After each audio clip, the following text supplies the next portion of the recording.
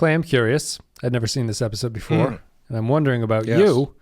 Did you think this was a time travel episode? And if so, for how long did you think? Well, I guess there's an ultimate moment where you have to be revealed, and if you continue thinking it after that, you might be something special about you. But did you think, at least through the initial early goings of Stratagem, that this was a time travel episode?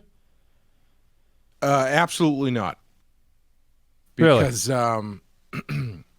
Archer is not as good an actor as he thinks he is, and I could tell right away that he was just making it up. And Making something up on the go. Okay. And also, it was also, they had just done a jump into the future where the Earth has been destroyed episode like 3 episodes ago. Yeah, Twilight. They So also went back in time in Carpenter I didn't- Street a couple episodes ago, too. Right.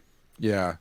So I wasn't under any impression that it was a time travel episode. It also had big Prisoner vibes for me. Mm-hmm. It reminded me of the way the Village. It reminded me as one of the techniques the Village might use, or actually maybe did actually use. I can't remember exactly, but to get information out of 6. Yeah. And so the thing I was wondering, and the thing that I was very glad to see, is that they didn't wait the entire episode to reveal it, because I mean, we're getting too into it, but we could talk about that. Yeah, I just brought it up because I was unsure. I'm similarly glad that they dropped the facade earlier than I was expecting them to in the context of the episode. But I was when they dropped it, I was relieved it was not time travel. I guess that's my point. As you said, that we've had 2 episodes of time travel already. Neither of them were really great, in my opinion. And a 3rd episode of time travel would have, I don't know what my reaction would have been, but it would have been like, this is a poor decision on the show's part to have another time travel alternate future, and then we reverse it all at the end of the episode and see what goes on. So let's get into it. We'll talk about Stratagem after this break. We're going to break it down. The insectoids were always an aggressive species, but I never thought them capable of this. They destroyed everything the Council worked for. The Council? It was formed when our planet was destroyed. It was created to find a new homeworld for all Xindi. After years of searching, we found a few suitable locations, but as usual, couldn't agree on a final choice. Our plan for reunification was put aside when we learned of the threat from Earth. I was ordered to begin designing the weapon. I devoted years to it. I made so many sacrifices. So did my wife. Stratagem is the 14th episode of the 3rd season. Came out on February 4th, 2004. 15 out of 28 in the Xindi Crisis arc. Teleplay goes to Mike Sussman. Story credit goes to Terry Matalas. Directed by Mike Vehar. And universe date is December 12th, 2153. Terry Matalas is an interesting name. I don't think I brought this up the first time. He wrote Impulse, which was the Vulcan zombie episode. And this one he gets the story credit. He's the showrunner for season 2 of Picard 2 coming up. Oh, no kidding. Yeah. Oh, interesting. He did 12 Monkeys, the TV show. He did something else. He worked on Voyager for a while, but yeah, he's got a Star Trek pedigree anyway. In this episode, cred. What's that? Street cred. Yeah, street cred, and the mean streets of the Delphic Expanse. In this episode called Stratagem, Enterprise captures Degra, the mastermind behind the Xindi weapon project. Archer tries to trick him into revealing the location of the final weapon. So, this is an interesting episode. I don't know what you would have thought about it. We talked about the time travel aspect, which they drop. I guess we can open there since we wanted to talk about it before the break.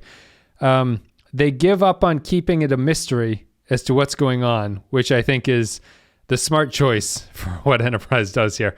You can go off of that. I would also say that I was pleased with this episode in a lot of ways that bucked what Enterprise does usually. I guess this is a long way of just saying that I'm extremely tired of Enterprise's 4th act action sequences that happen in 95% of the episodes.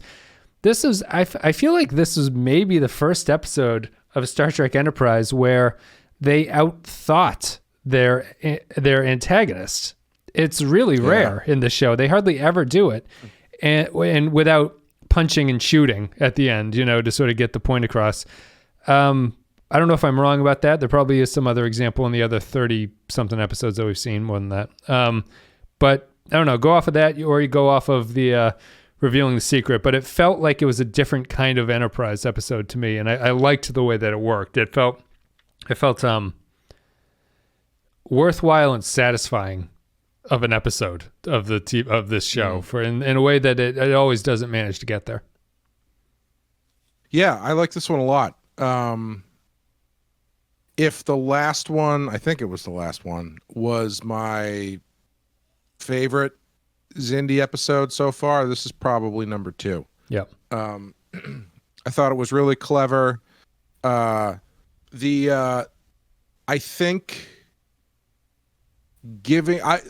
as I was watching it, once I realized fairly quickly that it was all a ruse, as I said, I was worried that they were going to try and string it out through the entire episode, and I feel like in season 1 they probably would have. But at this point, I was just thinking, it's like they have to know they have to reveal this at some point. And it actually was earlier than I thought it would be. I thought it would be a little bit closer to the midway point, but I was happy that they did, and I thought it made for a better episode because it allowed you to throw in a lot of interesting bumps in the road as far as them getting the information that they want, and allowed for this ending that has a ruse inside a ruse, which was fun. I'm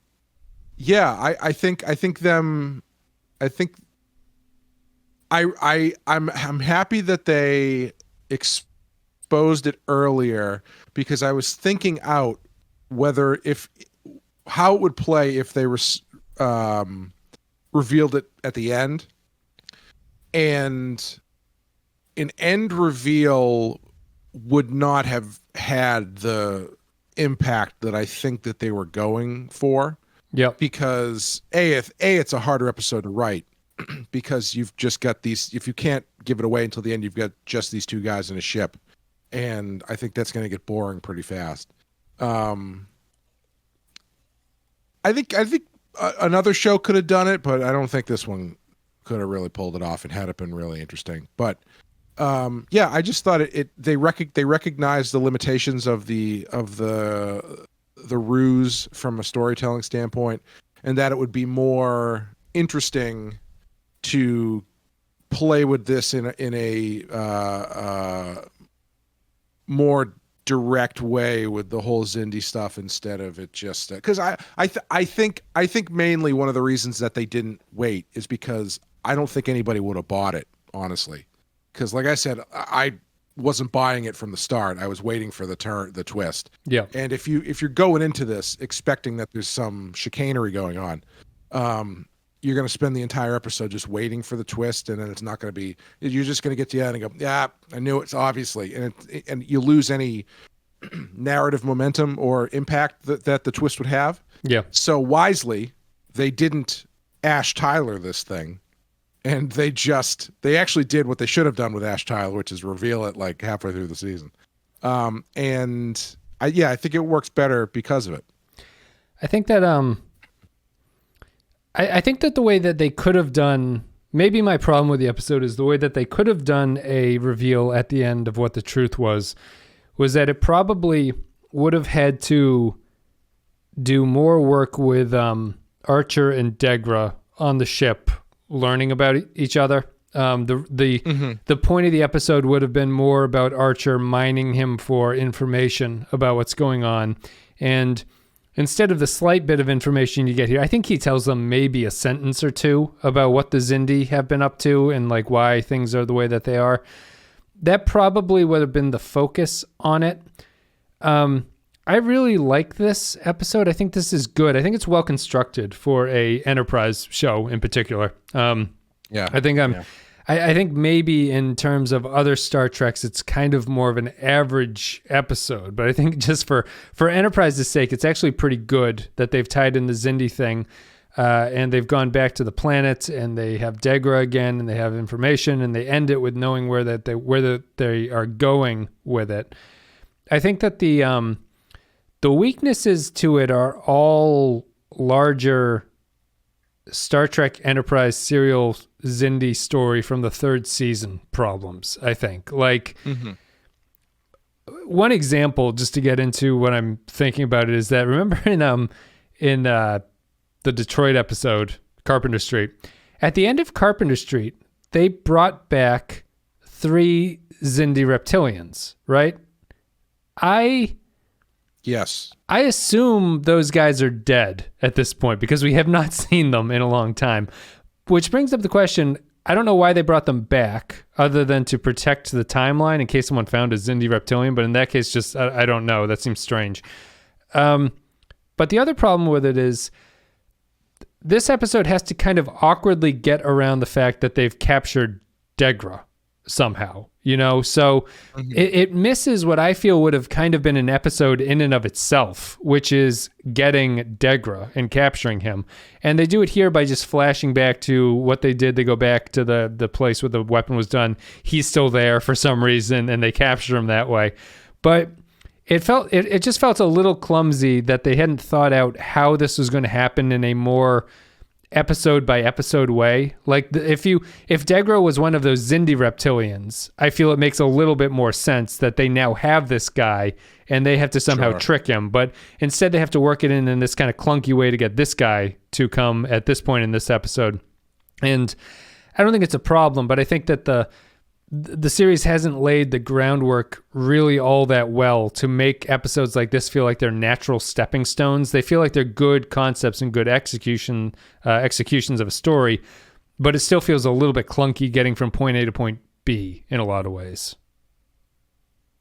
Yeah, I think the capture of Degra is definitely the weakest part of this, because I'm still not entirely sure why it happened the way it happened, where they were just checking out the destruction and then Degra and his buddies just came back. Yeah. And then they were like, yeah, we're going to board you. And that was it.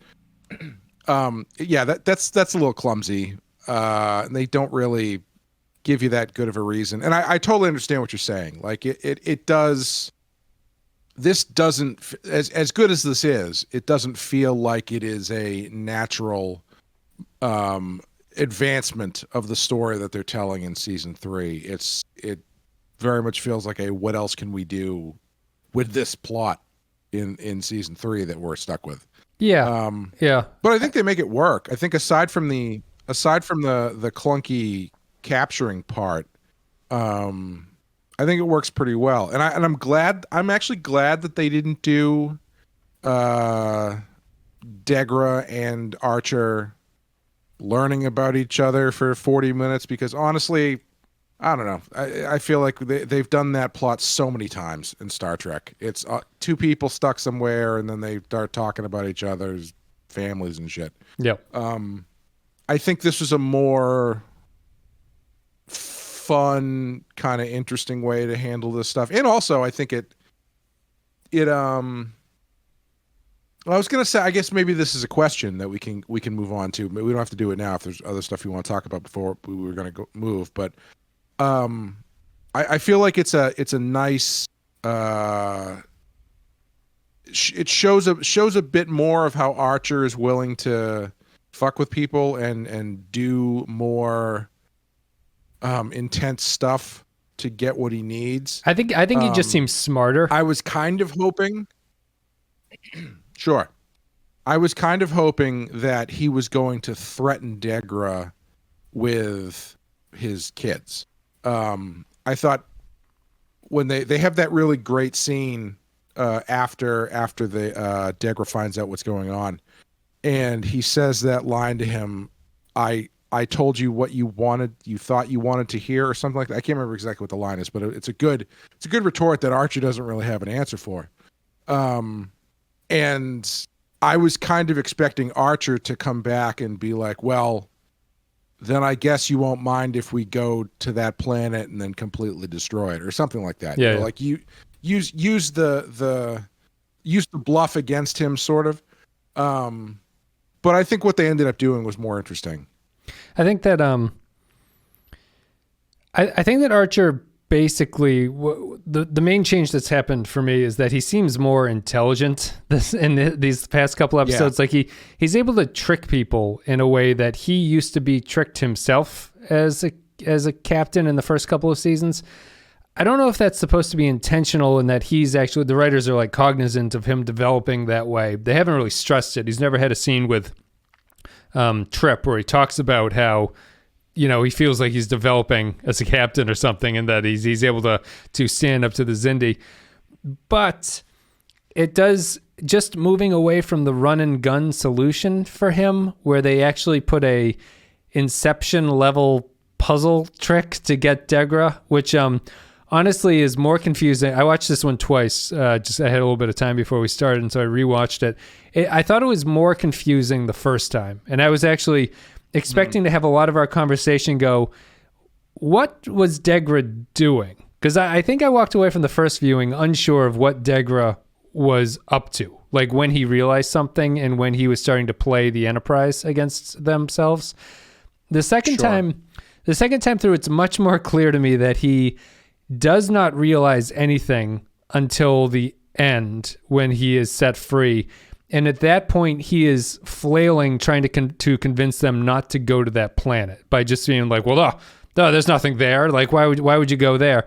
I thought there was something more insidious about his plot, in that he was giving them bad location data from the start. And I know that that's what they have to prove towards the end of it. But I was just a little bit surprised. And I walked away from it confused about whether or not he was aware of what he was doing. Did you have any confusion about that stuff? No, because I thought they covered that stuff pretty well in that scene in the brig that I was mentioning before. Because I think at that point in the story anyway, you're supposed to come away not knowing whether or not Degra gave them false information and knew the whole time, or if he just didn't figure it out until he saw the screen blip or whatever. And I thought it was pretty effective, because I thought the stuff Degra was saying was fairly convincing as far as the argument that he was having with Archer. The later stuff, I guess I was more confused by the fact that he I guess I was confused about how far his con was going, and I guess that's the intention. But maybe they don't stage his learn or his like reveals of information. They kind of cut to him with the knife and Archer and stuff like that, but they don't really build for all the stuff you were saying about there's problems with it. There were problems with the Enterprise trying to maintain the simulation, but it wasn't a problem of Archer is not able to convince this guy that he is 3 years in the future. You know what I mean? There wasn't a lot of Archer going like, oh, I didn't mean to say that, you know, or the guy perking up his ears saying like, why would you say something like that if this is the case? So I started to wonder whether or not he was doing subterfuge much earlier than I thought he was, and that he was tricking Archer. And that's not the case.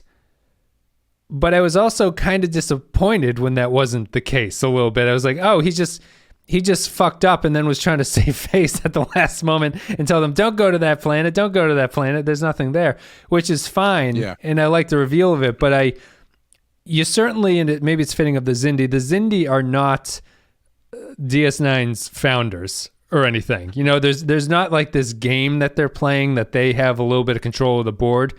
They're equally out of control as the humans are, and Archer is, and stuff like that, which is maybe interesting, but in terms of a plot narrative device setup and stuff, I found it a little bit underwhelming. Even if I liked it, I was like, oh, I wish there was a little bit more of a I wish that he had a upper hand for longer. And I'll throw it to you, just because I'm not really sure what other option they have than to go to Azadi Prime in this place that he gives them, right? Like, what are they? He's like, we can't spend 2 weeks traveling to this place to not have it there. It's like, well, what else are you going to do?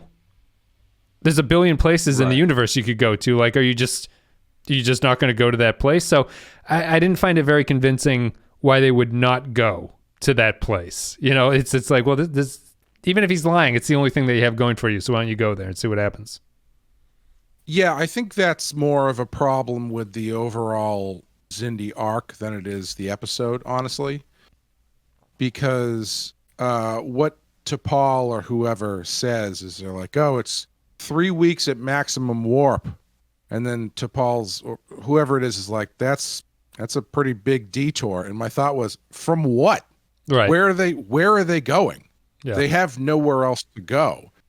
So that's, if anything, it's like you're saying, it's just a lead.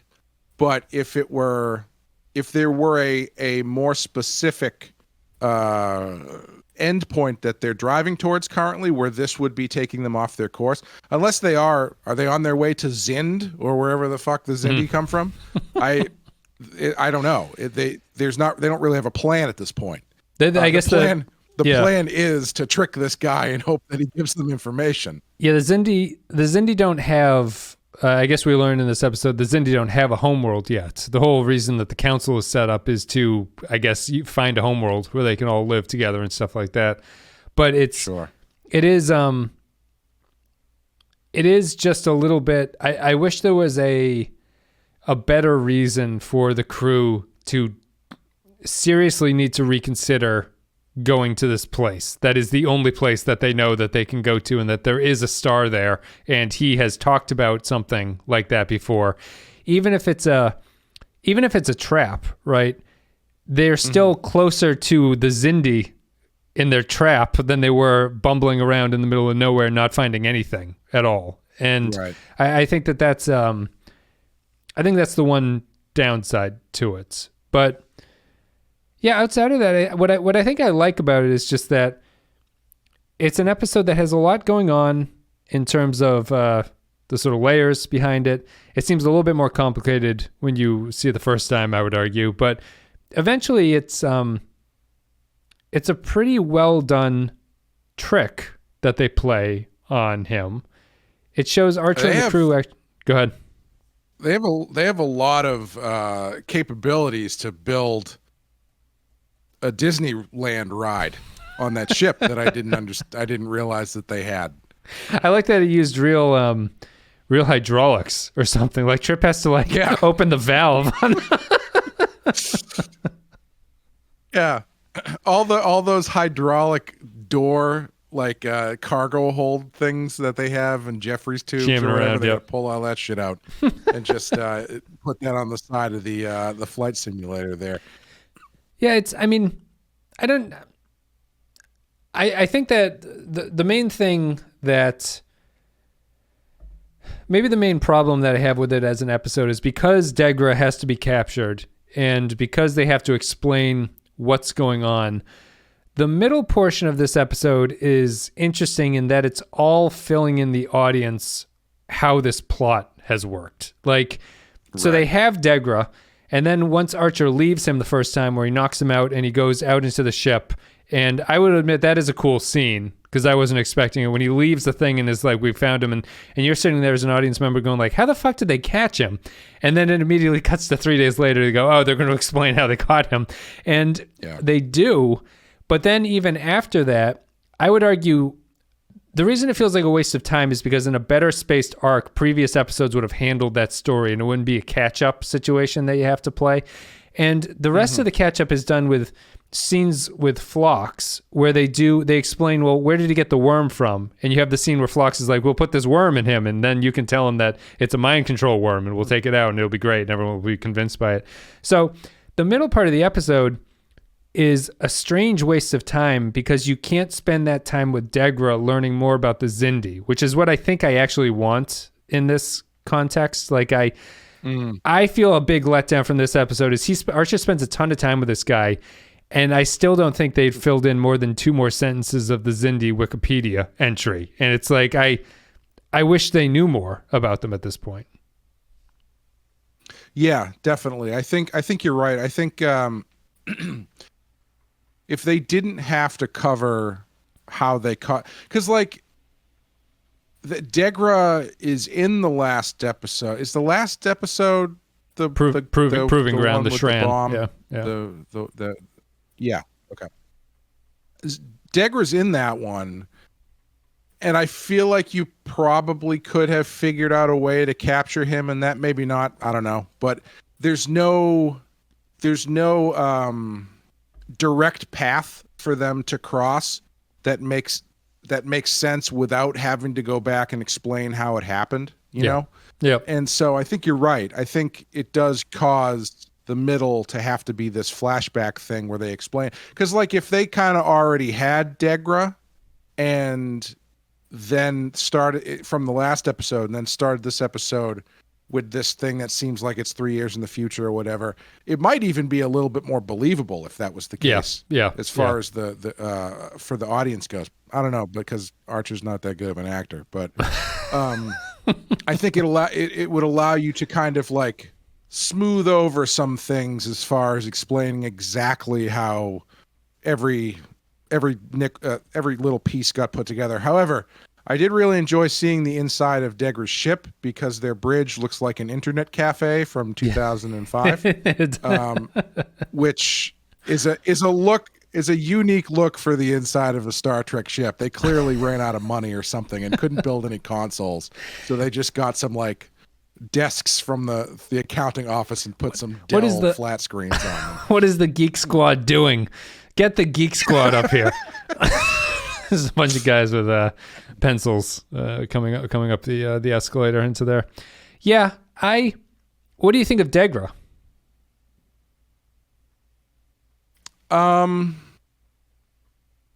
These the thing I'm learning about the Xindi is a lot of these guys seem to turn pretty easily. At least the non-reptilian ones, because you got Wolfman guy, he ended up turning fairly easily. Yeah. And in this one you've got Degra turning fairly easily. Maybe turn isn't the right word, but they seem to give up information pretty quickly. He was fine. He did pull a total dick move though, where as they're having their heart-to-heart and Archer's asking him about his family, talking about Degra's family, or Degra's talking about his own family. Degra says, "Do you have a family?" And Archer's like, "No, I never had the time."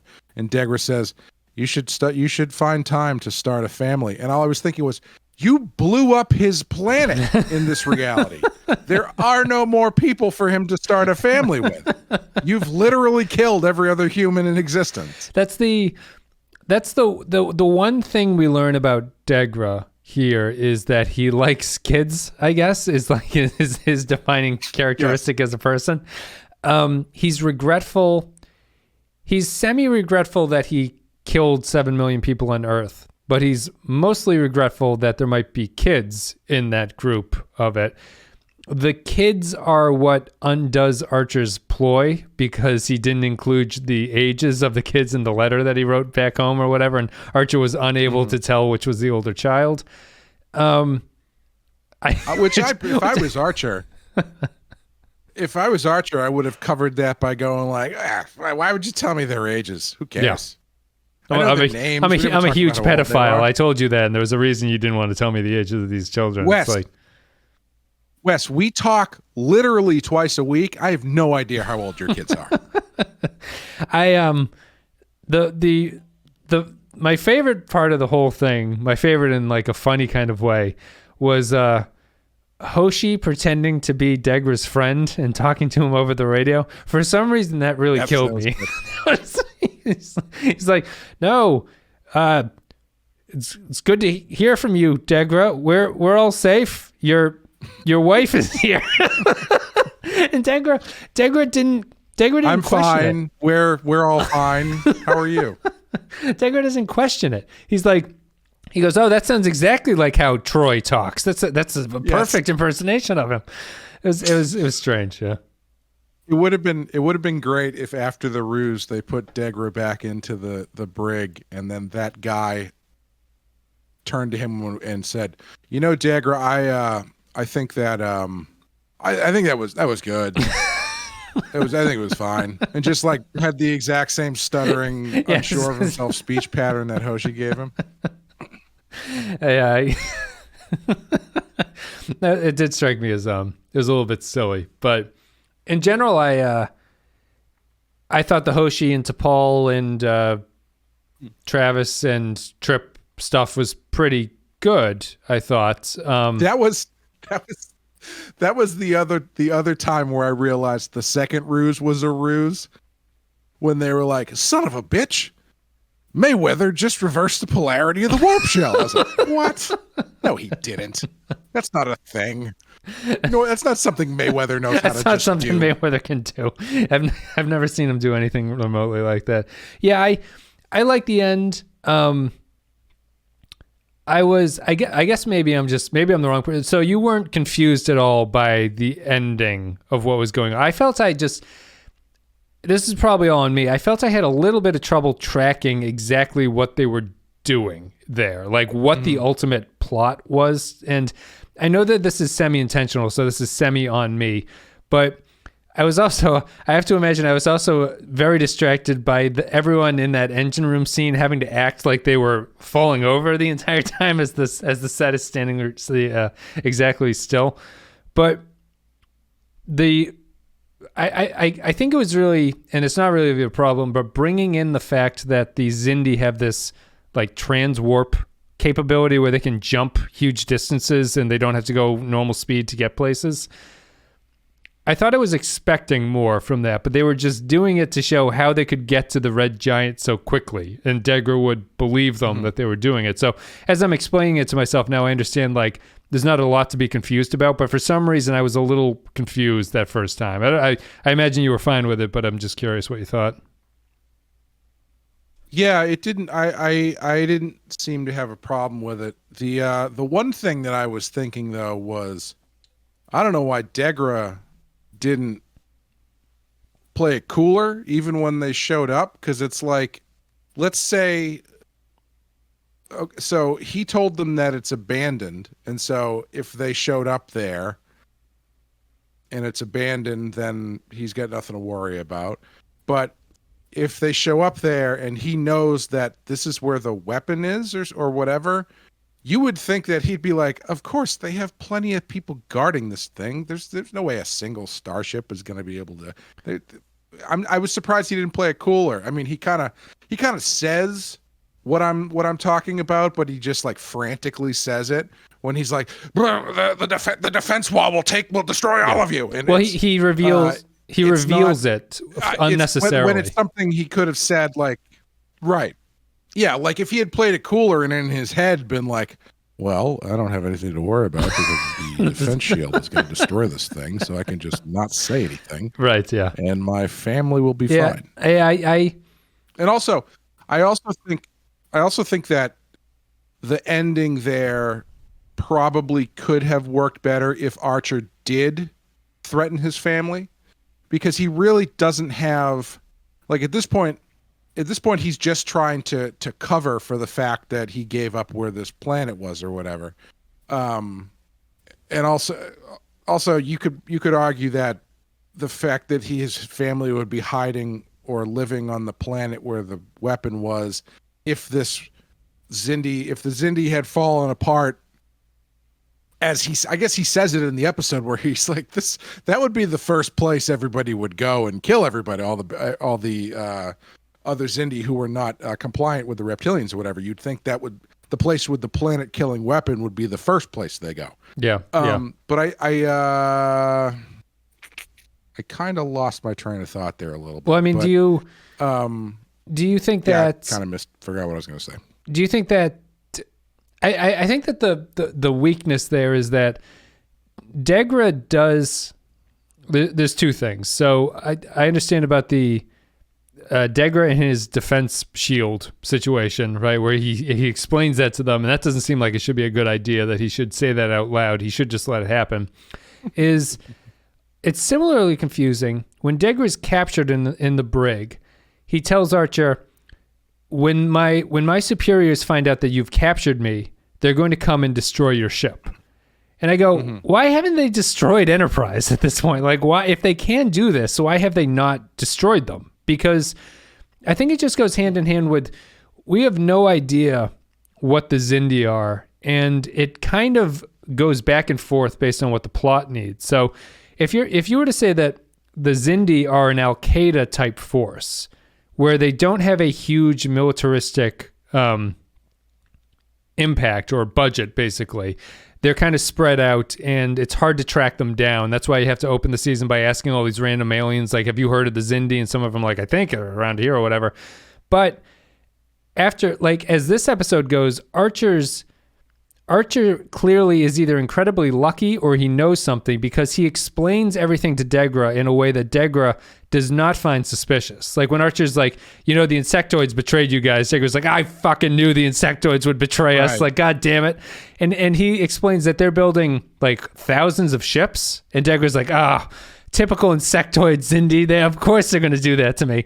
So I'm just a little bit confused about how big the Xindi are and whether or not they can destroy the Enterprise. And then I think that matters towards the end, just because Degra, the problem you're saying is Degra literally falls for the same trick twice in a span of about 3 minutes. Like he should have been like, I'd like to go look out a real window, please, to see where we are. And at that point, I'll let you know exactly how I feel about this.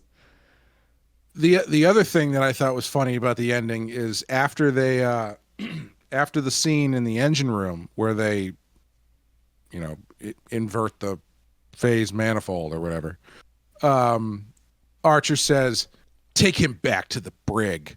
And then the next scene is him on the bridge.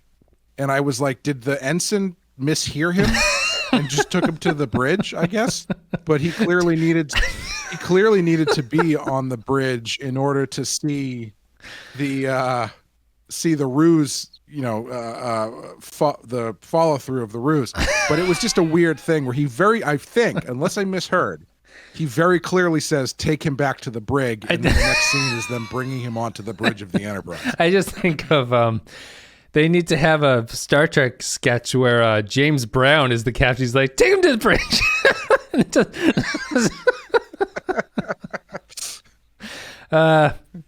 Fire 1, bam. Fire 2, bam, bam. I can see that, I think. That's it. Do you have anything else you want to say? Bobby Bird there as number 2, backing him up. Do you have anything else to say about Stratagem? No, it was a good one. I liked it. It feels like I can't tell if they are starting to wrangle this Xindi thing, because it doesn't feel like they're wrangling the Xindi arc. It just feels like they're figuring out good stories to tell within it, if that makes sense. Like, It doesn't feel like they've got it worked out as to what this is going to be. It just feels like they're kind of playing with the pieces they have and starting to tell interesting stories that don't necessarily point towards an end point and an end of the story or an end of the arc kind of thing. Oh, I know what I was going to say before is when Archer is telling him about everything that was going on, and Degra's like, oh man, those guys, I knew they were going to do that. I was like, man, Archer's really batting 1,000 on making up what might happen in the future with the Xindi. Maybe they know more than I think that they do, because he's really nailing it here. No, that was a problem. I thought that he basically guesses incredible amounts of accurate information that Degra buys into it, and it's not like they know that stuff. I thought it was a fairly weak. That's where I thought that the Degra being more suspicious about things, like the Insectoid thing, like Archer would be like, the Insectoids betrayed you, and Degra's like, the Insectoids? That's like the least likely Xindi race I'd expect to betray me. And Archer goes, I meant the reptilians. I got confused. And they'd be like, oh, I buy that. But to finish Did I up, say reptilians? Because I meant the water guys. They look like reptiles. They all look so similar. That you can see that I meant. Do you I would agree with you that that's racist towards Xindis. The point about the Xindi arc doesn't feel, to me, I guess what I would say is that the Xindi arc doesn't feel like they're closing in on a place that they wanted to be, but they had to kill 10 episodes to get there. It feels like they're like, oh shit, we have 10 episodes left. Where are we? they're like, well, we had Degra last episode. We got to get Degra back. How are we going to bring Degra back into this point? Well, just go back to the place he was. It's the kind of thing that I kind of appreciate on a certain level, because I know I would be the guy in the writer's room going, how do they get we can't just have Degra show up and spend 10 minutes explaining how we got him. Like, there needs to be like a bridge episode where they get, or something. We can't just do this. And of course they're like, yeah, what the fuck? We'll just take 10. We don't, this is the story we're telling. We got to give you the information you need in order for us to tell it. This is how we're going to do it. Yeah, I would agree with that. We'll probably have more in our final thoughts. We can, we'll take it there, I guess. So let's take a break. We'll play a clip from the episode. We will come back, read our patron thoughts, and give our final thoughts about Stratagem. Report. We've reached the coordinates. Ensign, magnified.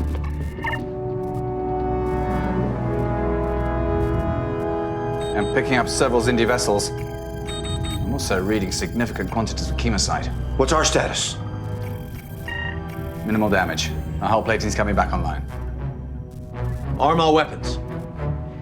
Land a course for those chemosite signatures. Full impulse. Get him out of here. You'll never get close to the weapon! Our defense perimeter will destroy you! Thank you very much for listening today to our podcast about Stratagem. Thank you very much for listening and supporting the show. You can support the show at patreon.com/thepenskyfile. It's the best way to do it. A couple bucks a month, you get extra stuff, extra podcasts, extra polls to decide what we talk about. You get special access on the Discord channel for all the captain tier, which gives you early access to all the podcasts that come out. You get them out like 2 or maybe 1 or 2 days early usually. And a whole bunch of other stuff. And it feels good to support us because it also leads to our Voyager goal.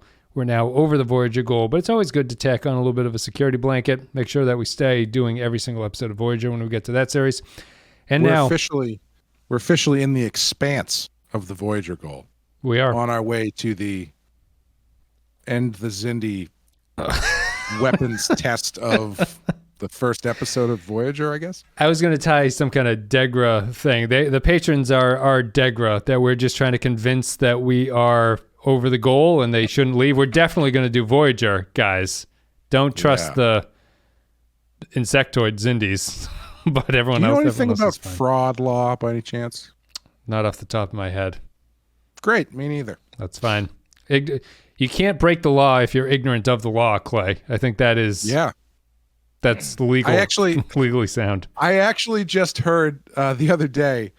I was listening to a podcast where they were discussing possible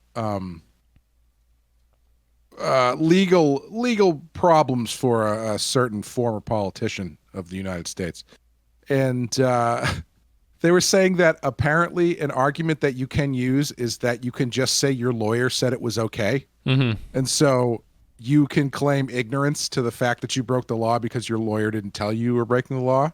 Yeah, which I assume it would be bad counsel or something. Like something like that. Yeah. Which, man, I just continue to be amazed that everything that I learned about ethics as a child apparently don't actually apply to the real world, and you can get away with whatever you want. No, I had a Xbox stolen when I was in college. More than an Xbox, that was the thing that solved it. But I think it was a friend. Have I told this story about getting robbed in college and then catching the kid who did it? Maybe I'll save it for Patreon. People can find that on Patreon. But people this is gonna be a $5 story you're gonna tell. Well, we got robbed. Someone broke in over the holiday and stole all our shit. You get the Jamaica story for free. You got to pay for the Xbox story. I can't even remember why I brought this. Oh, it jaded me to the court system. That's why, because I CSI'd finding this motherfucker. Like, I did all the work for everybody. I found the kid. He has like a history of burglary and larceny and stuff like that. I was like, it's him. He lives right in the area. It's like there were other robberies that night or whatever. Put it all together, and you'll have to join the Patreon to find out how this story ends. Let's move on to Patreon. Dean Cain. I knew it as soon as I saw his name in the credits. I knew it was going to be Dean Cain. Let's move on to Patreon comments. If you're a $5 and up patron, you can leave your comments about upcoming episodes, and we read them on the show. And guys, we just want to put this out here. If you're leaving your comment for the next episode, please don't put the ending of the story in your comments so we read it and nobody has to pay for it. Okay, that's why we do this. Don't share this RSS feed of a hell of a yarn I'm spinning. Latte Librarian says Stratagem. I didn't bring this up during the podcast. Is stratagem a word that you find hard to pronounce? Maybe not hard to pronounce. I looked at it, I was like, I have to look up how to say that, and now I'm overthinking it every time I see it. Because I thought it was, I thought stratagem was a word. Is that a word? Or is that a Will Ferrell making a Bush joke word? Yeah, I think you might be subconsciously channeling strategery. Yeah, which was the Will Ferrell word. Stratagem. Because I would have said I know strategery is made up, but I would have said stratagem, but it is stratagem. Anyway, let's get back to it. How very sneaky. This is from Latte Librarian. How very sneaky did Archer start Section 31? Holocaust tattoo reference was a bit too much, though. 4 simulations out of 5. Excuse me. Cal Barrett says stratagem. I don't really have much to add. I was just the tattoo thing. I was kind of like, it's not like, just the Holocaust thing, right? Prisoners get tattooed. I think certainly old timey. Yeah. Probably in the future they'd get tagged with something or other. I feel like it made sense without being, explicitly bad taste or whatever. Yeah, and I know they're just like they have to kill time. Phlox is like, I studied denobulin tattooing because my parents wanted me to be a tattoo artist for some reason instead of a doctor. And there it is. Sure. Cal Barrett says, stratagem. A fun idea for an episode executed in mediocre fashion. It has moments, but having everything go wrong because of the malfunction feels cheap, especially when there's no reason for Enterprise to stay in this one irradiated place other than to add tension. Everything they need is on the ship, so just fly away somewhere else. I wish there were some meta scenes and jokes with Trip and Mayweather essentially being Star Trek writers as they come up with new dangers for the ship they're controlling and how they may have run out of ideas.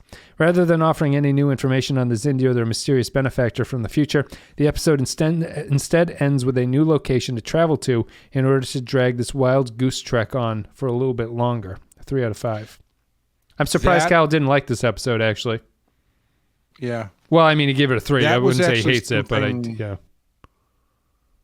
That was actually something I was thinking as I was watching. It was like, what is if staying in the asteroid field is messing with all their shit, why don't they just fly away? And I can only assume it's because they were still attached to the other ship, maybe? No, why didn't they just... I thought it was because there was a Xindi ship closing in on them, so they had to go back into the radiation to hide the fact that they were there until they could leave at the last minute. Okay. Yeah, I buy that. So, I mean, the Cal's argument would be, why don't they just fly away at the beginning? There's no reason to be there, but I think they wanted to stay because they wanted to put Degra back on the ship at the very end of it, so they want to stay in that area. But once they're there, the other Xindi start appearing, and they can't leave because then they'll be seen and they'll know what was happening. Mm-hmm. Let's see. Nick the Rat says, stratagem, Enterprise is by far the most unethical Star Trek ever. I wish I had their hair growing tech. 3 out of 5. Mary Pat F says, stratagem, another episode starting in the future that we then get caught up to. An Enterprise favorite. Surprised the whole crew is good with the subterfuge. I would have had one dissenter. Maybe if the Makos were the torturers. All in all, the second deceit was too much. 3 out of 5. Point extra G. Yeah, a lot of people reacting to this as an unethical thing that the crew has done, I guess. I didn't really see it that way. Yeah. Kinda. I mean, I guess for Starfleet, it's kind of unethical, but I mean, I don't know. I wouldn't classify this as torture or anything. It's not like the second time drag Degra down to the airlock and be like, I'm going to throw you out of this thing unless you tell me what this red giant is. Like, that was a little bit more unethical. This just seems like, this is like the non-violent, non-harmful torture method, which is, I think, fine, sort of. It doesn't become torture at that point. It becomes more just like a way to get information out of somebody. So yeah, I never thought that what they were doing was anything. It would be like, oh, I can't believe Starfleet is doing this to this guy. Yeah, I mean, you could make the argument that wiping somebody's memory twice in the span of like a couple days is probably not great for them. Yeah. Long term. But as far as like what they're doing to him in order to get information, I don't know. It's not the worst thing I've ever seen. It's not 24, you know? Yeah. Point XG says, Stratagem, I love starting it off with what the hell is going on scenario. The deception was nicely thought out, but the last part seemed a little bit obvious to me. I think they missed an opportunity to go deeper into the Xindi mindset and the reasoning for the attack. Royo says, I think this is the last comment too, there's only a few, yes. Royo says, another episode that takes advantage of the fact that it's a prequel to tell a unique Mission Impossible-esque story in a franchise that had the holodecks make this obsolete. In a franchise that had holodecks make this obsolete. While I enjoyed the novelty when I first saw it broadcast, on repeat viewing, I found the massive exposition dump at the start to be too much. I assume he means the one that's in the middle of how they're doing it. Archer again remains the weak link in all this, as he cannot convey the emotions needed to be convincing as he recalls prison death matches and his lamentations of never starting a family with the same inappropriate, bemused aloofness that cannot sell the scenario at all. You could really hear the regret in Shatner's voice when Kirk laments not being a family man in Wrath of Khan, or the shattered morale and bitterness of Colonel Ty, I've learned is pronounced Colonel Ty. No, he tells me how to pronounce it there. Voice when he returns to Galactica after being imprisoned and tortured during the Cylon occupation. But when Scott Bakula does it, he sounds like a man proofreading a script out loud with his friends. It's only when the attack on Earth is mentioned that Bakula seems to remember to act, and given this is a show within a show episode where being convincing is the point, it's especially noticeable this time. 2.5 out of 5. Thank you very much, patrons. You know, I think that might be some money left on the table with this story, actually, to have a moment where maybe Degra brings up or strikes a nerve with Archer regarding the destruction of Earth, and Archer just loses it and like really gets scary. And you have to cut back to the guys outside being like, do we need to step in here? Is he going to fucking kill this guy? Sure. You know, and play with that element about whether, because you're right. Like they don't, like I said, he says the thing about starting a family and Archer doesn't even flinch at the fact that he just asked him why he hasn't started a family with a pile of space dust. Yeah. So it wouldn't, I think there's a little bit more you could get there, from Archer being in a situation where he does pop off to is he playing a role in this moment, or is he just naturally reacting to the what has been said to him? Yeah. Well, what would?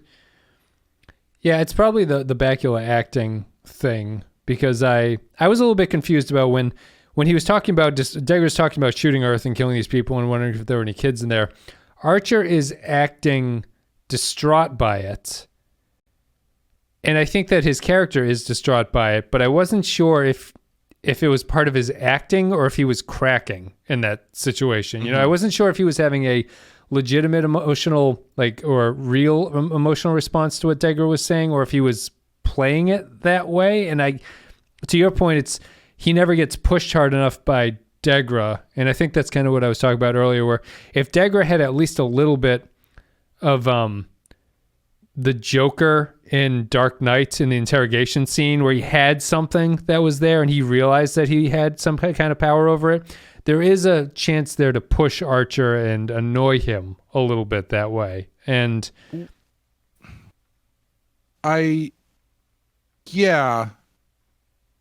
think the interesting thing, and maybe this is what I should have said earlier when I said the Xindi guys turn really easily.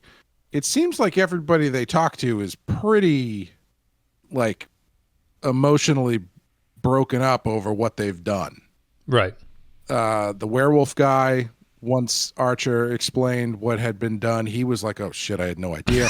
Degra is pretty. He's pretty. He's Oppenheimer. He regrets he's built this weapon, but he regrets what he's done. Yeah, and I would say that adds humanity to them. But it is kind of strange that apparently all of the Xindi are really remorseful except the reptilians who just don't give a shit. So it's I don't know if making Degra more of a Joker type. I don't mean literally, but I know what you mean though. I don't really know how that plays in that moment. It would be just to give him, he doesn't have to be insane or anything, but to give him the ability to have, like, if he realizes that it's a charade, or he thinks that this is possibly a charade, and he is just trying to antagonize Archer to make Archer crack and reveal what's actually going on, I think that there's interest in that situation. It's not the way that the script wanted to go, and I don't think they had to go, but that's more to your point of, like, if this episode was entirely within the fake universe of this ship, that's what you'd kind of have to do with it. There'd have to be a little bit of a trade-off there. I don't know if it's better or worse that they don't do that. It's just a different option. I still, I think maybe if you didn't have to go back and do all that flashback stuff, there might be a room for it, because I especially if Degra is just woken up or still unsure whether or not Archer is telling him the truth, and he goes in hard on him to pressure him, and Archer manages to still convince him or pass the test in some way. Yeah, I think that might have been an interesting scene that could bolster what they were doing, and you can still expose everything the way they exposed it, and it would still work. Yeah, it's the That actually would have been a pretty good scene. It's too bad they didn't do it. Yeah, it's the sort of ultimate convincing, I guess. Well, anyway, thank you, patrons, for your comments and your thoughts about this episode. A lot of 3 out of 5s for it, which is fair. I'm a little bit torn. I think this is a 4 to me. I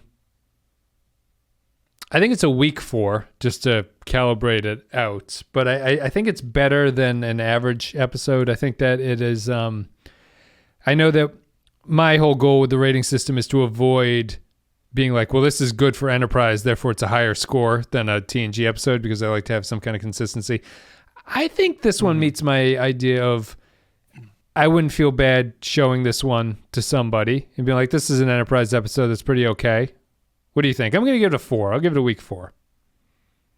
Yeah, I'm going to give it a 4 as well. I think it was, like I said, I think it's one of the better Xindi episodes they've done, because they've just tried to start telling interesting stories within the Xindi thing instead of tacking it on to other things that are just, standalone stories that have, that guy said the word Xindi, so now it's part of the Xindi arc. Well, I guess we should... They're finally figuring out how to have some fun with the concept. Well, I guess we should talk about that. So the first 10 episodes of the season were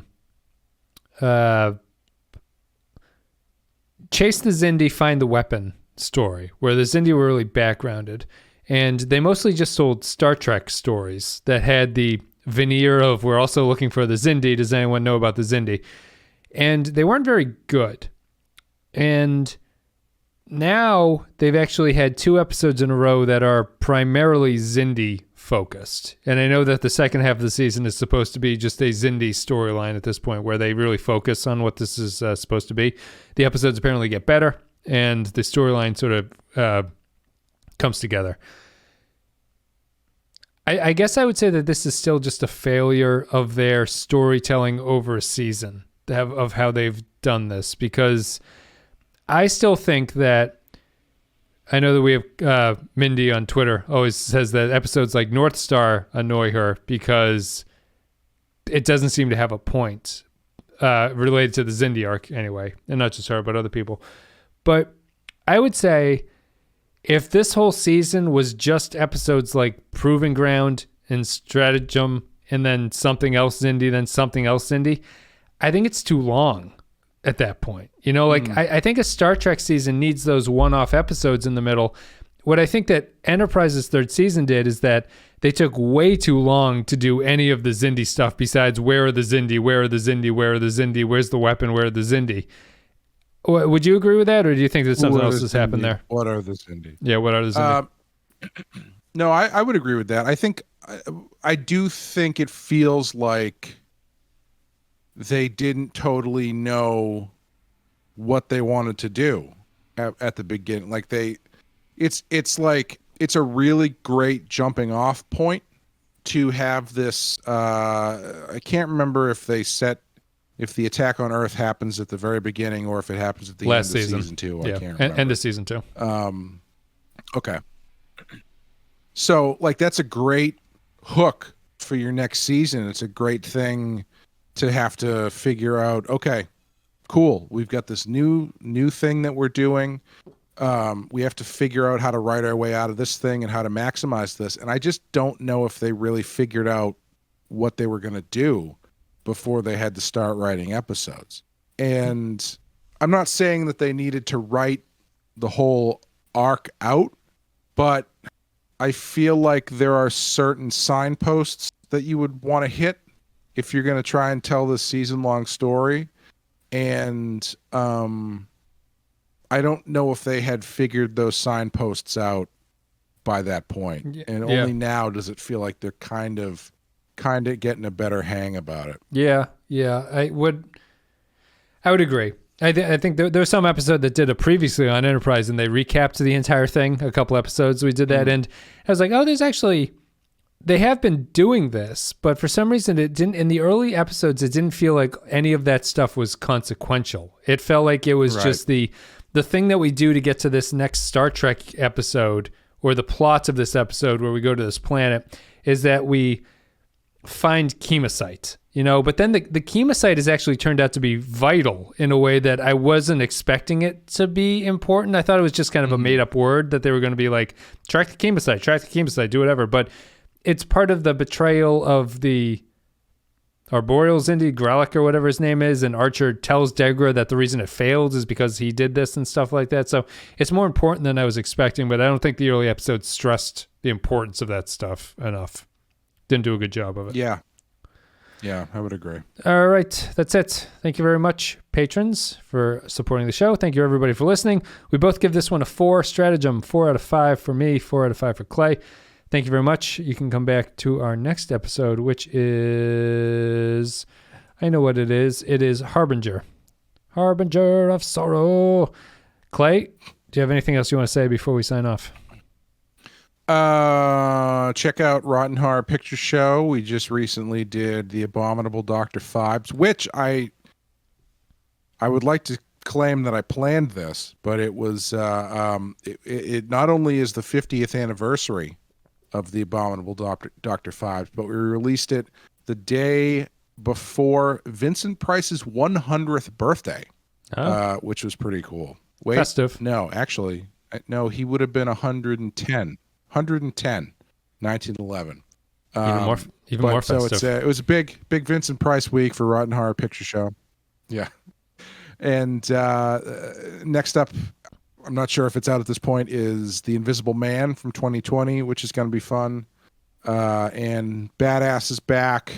The next second episode, at least, of that will be out by this point, and we're about to get into